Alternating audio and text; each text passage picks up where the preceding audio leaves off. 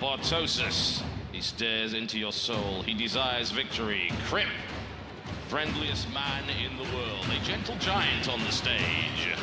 Smirks into your soul, He does. He smirks into your soul. It's a slightly friendly smirk, but it's also, I'm going to horribly destroy you at this card game kind of smirk.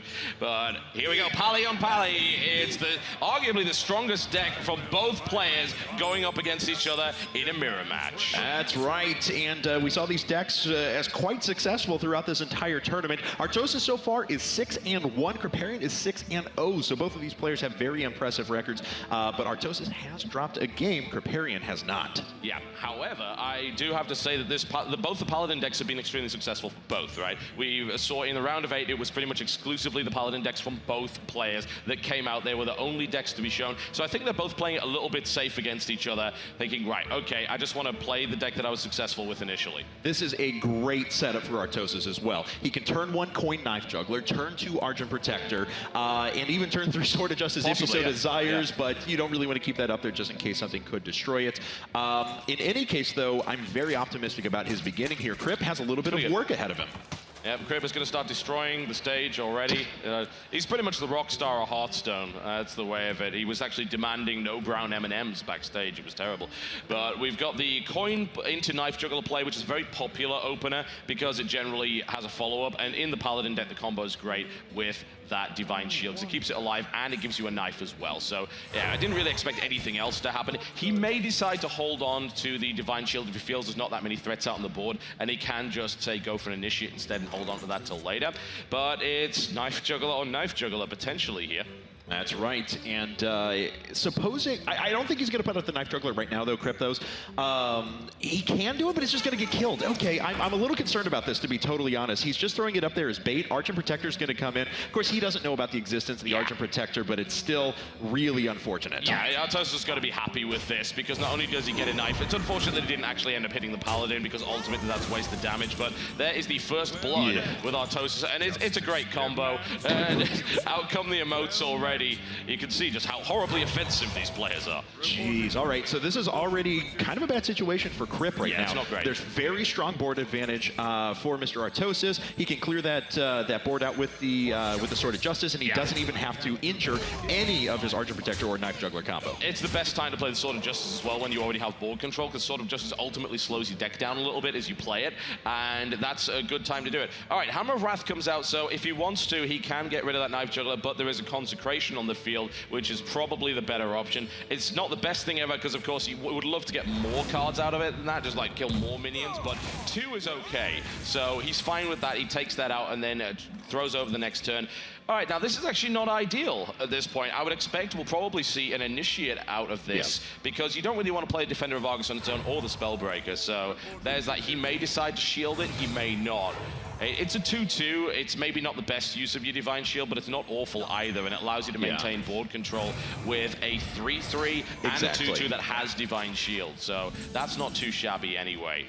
Yeah, and it looks like another Hammer of Wrath pops out, so there are certainly removal options available. True Silver Champion is going to quickly take out this Argent Protector. He'll gain back 2 health, of course, for Crip, but he'll lose net 1 after taking 3 damage from the Protector. Yeah, that he will, and down he goes. So some damage already being done to Crip. Artosis still in a pretty good position. Aldo Peacekeeper, not really what he wanted. He's not pulling the cards he wants here. He could go Defender of Argus, which is not the worst idea ever, but maybe he would prefer to do something a little bit different, because Defender of Argus is not that good here, but it is better than nothing. Like, if you looked at the other options he had, okay, he only buffs 1 creature.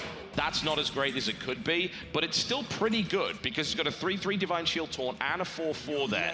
He's going to get Spellbroken, though, so that's going to take that down to a 1-1. Then that's where he's going to come in. Crip just, like, an absolute efficiency there. Destroys that, no problem at all. And Crip's now in a good spot, because he's sitting on 2 Divine Shields with a 4-3, right? That's absolutely ideal. And Artosis doesn't actually have an answer to that 4-3 at the moment. I mean, he could go Avenging Wrath, possibility there. He could decide to use an Aldo Peacekeeper to weaken it a little bit, knowing that there's the possibility that his opponent then shields that 4-3 and gets preferential trades out of it. Yeah, Argent Commander comes in here as a 5-4 as well, if he wants to use the last pop on that Sword of Justice. That way he can take out the Spellbreaker, and he can destroy the Recruit, and he sits around with a 5-4 on board with pretty much no opposition.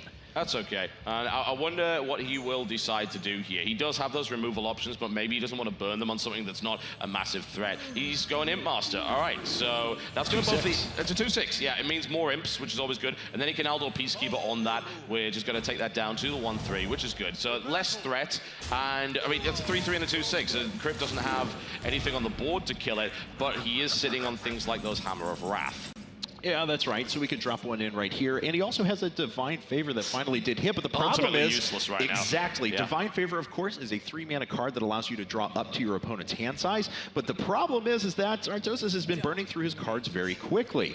And it looks like, all right, it's actually an Argent Commander that's coming in to take out that Imp Master right away. Well, the risk is that, say, a second sort of Justice comes out, and then he ends up getting more buffed Imps. So that's fine. 2 Argent Commanders, a Spellbreaker, and Avenging Wrath there. Argent Commander on Argent Commander action coming in here, just totally fine, then trades that out, gets his board advantage back, and continues to hammer home. This deck is just efficient all the time. Great trades.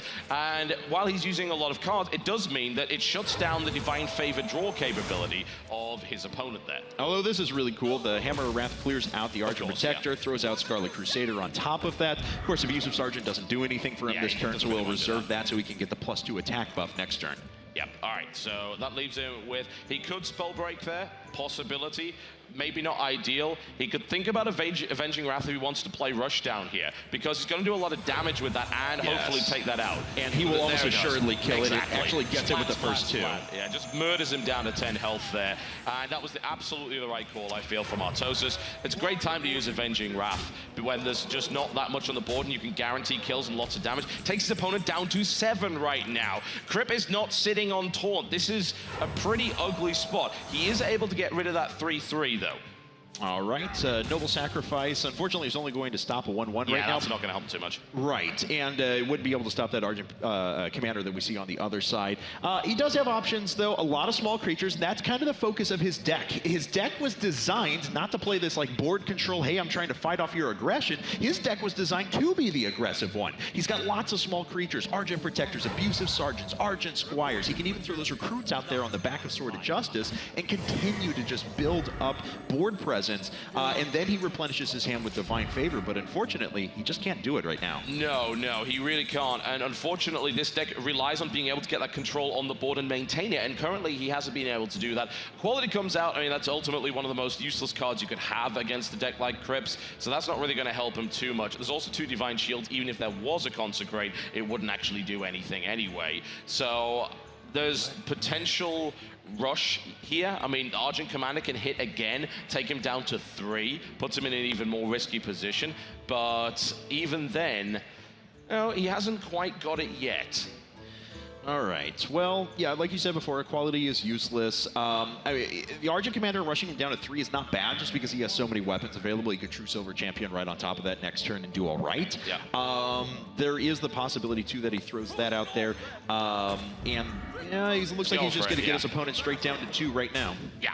I think that maybe that is the best option for him, because, you know, obviously, as you can see, Crip is in a really bad way now. Noble Sacrifice may keep him alive, but oh, Ragnaros, that sounds great, but ultimately against what's on the board, it actually isn't. That's not a good time. No, and he's not been able to use his Divine Favor the entire time. That just doesn't work against Artosis' Paladin deck that's less reliant on a bunch of little initiates. It's more reliant on cards, so you never get the opportunity to play it.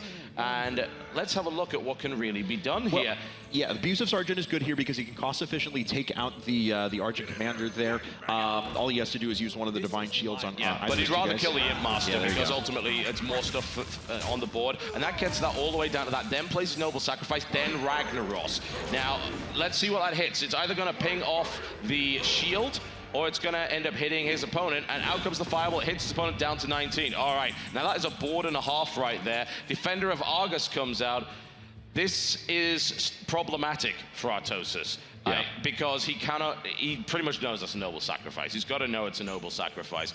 So he doesn't have what he needs to quite kill his opponent off. And with a Ragnaros on the field, yes, this could be the start of Crip's comeback in a really big way. That's right. He's maintained board control, and the most important part, too, is that not only does he maintain board control, but he's got a very large minion out there that Artosis doesn't have the ability to deal with. Spellbreaker turns it into a big old 8/8 creature that can start attacking. Yeah. Right. Equality's not going to help because Noble Sacrifice is out. So ultimately, that's very, very difficult to deal with.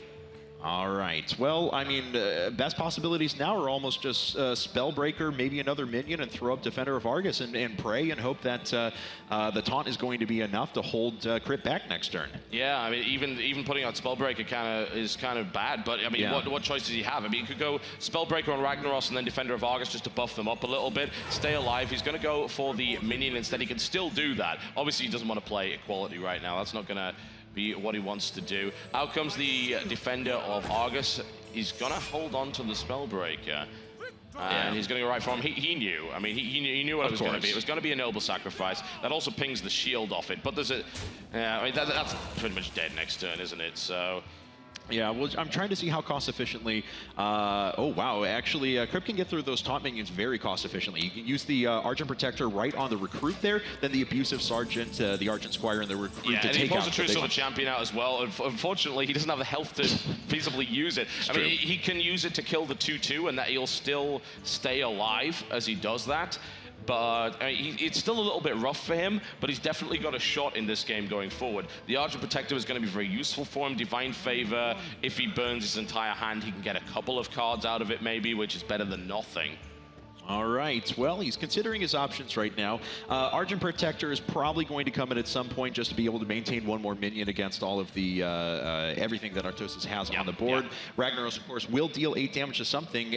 It's actually preferable right now for that Ragnaros to deal damage to minions, to be totally honest, and not actually go after our Paladin friend here. Yeah, because if he's able to get that kind of level of control on the board, he can just kill his opponent anyway. He doesn't need to fireball. All right, so Argent Protector is going to come out. That's going to allow an efficient trade here against that 2/2 and not have it die, right? Which is nice. So he could get rid of that. He's probably going to have to throw some stuff out to kill that because he can't just leave it alive. He knows that. So he's going to end up losing 3 minions to make that happen.